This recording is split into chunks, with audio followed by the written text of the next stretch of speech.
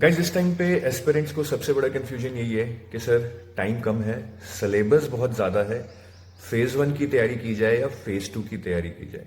देखिए, दिमाग तो यही कहता है कि भैया प्री की तैयारी कर लो, बिकॉज अगर प्री ही नहीं निकला तो क्या फायदा। लेकिन अंदर से ये भी आवाज आती है कि अगर सिर्फ प्री की तैयारी की तो फेज 2 में क्या होगा। ये सबसे बड़ा ट्रैप है, क्योंकि अगर आप फेज 1 की तैयारी करेंगे तो फेज 2 में पैनिक हो जाएगा, और अगर सिर्फ फेज 2 की तैयारी करेंगे तो फेज 1 ही नहीं निकलेगा। देखिए यहाँ पे, क्योंकि सिलेक्शन दोनों फेजेस से होना है तो तैयारी भी दोनों फेजेस की साथ में ही करनी पड़ेगी।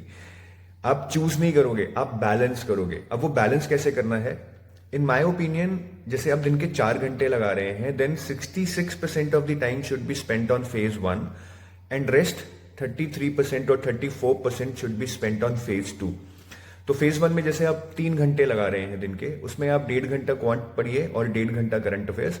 और जब क्वांट हो जाए, जैसे नेक्स्ट 30 डेज में क्वांट हो गया, 40 डेज में क्वांट हो गया, तो फिर वो 1.5 घंटा आप रिप्लेस कर दीजिए रीजनिंग से, साथ में 1.5 घंटा करंट अफेयर्स आप पढ़ते रहिए। 1 घंटा आपने फेज 2 को देना है, उसमें मेनली आपने एफएम पढ़ना है, स्टैटिक, और आंसर राइटिंग करनी है। ईएसआई करंट अफेयर्स बेस्ड है, तो फेज 1 के करंट अफेयर्स पढ़ेंगे तो ईएससी की तैयारी तो अपने आप हो जाएगी। डिस्क्रिप्टिव इंग्लिश हम फेज 1 के बाद भी देख सकते हैं। तो अगर हम फेज 2 का 1 घंटा डेली एफएम पढ़ लें और ऑल्टरनेट डे हम आंसर राइटिंग कर लें, I think we are pretty safe with phase 2। तो आप इस तरह की स्ट्रैटेजी चूज कर सकते हैं। I think it's more about control rather than being guilty कि मैं सिर्फ एक ही फेस कर रहा हूं। All the best.